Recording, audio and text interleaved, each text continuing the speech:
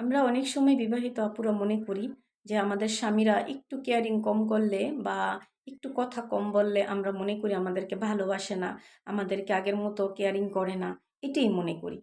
আর তখন আমরা কি করি জানো, অন্য একটা পুরুষ যদি আমাদের সাথে কথা বলে, আমাদেরকে এমব্রেস করে, আমরা খুব খুশি হয়ে যাই, মনে করি আল্লাহ আমাকে স্বামীর চেয়েও বেশি ভালোবাসতেছে, ও তো আমার কাছে ফেরেশতা, এত কেয়ারিং, এত ভালোবাসা, এত ঘোরাফেরা, এত মজা দেওয়া আমার স্বামী আমাকে কখনো দেয়নি। আমার স্বামীর চেয়েও বেশি ভালোবাসে আমাকে। এটা ভুল আপু। তুমি বুঝো না। ওরা ১ম কথাই আছে দুষ্ট লোকের মিষ্টি কথা।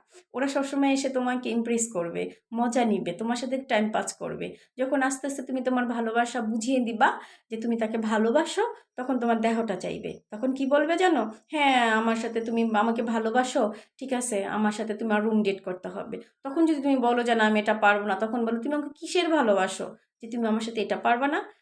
একসময় অনেক সময় আমরা ওদের কথায়, কথায় আমরা এটাতে রাজি হয়ে যাই। রাজি হয়ে যাওয়া মানে কি জানো? ও আমার দেহটা ভোগ করে নিল ফ্রিভাবে।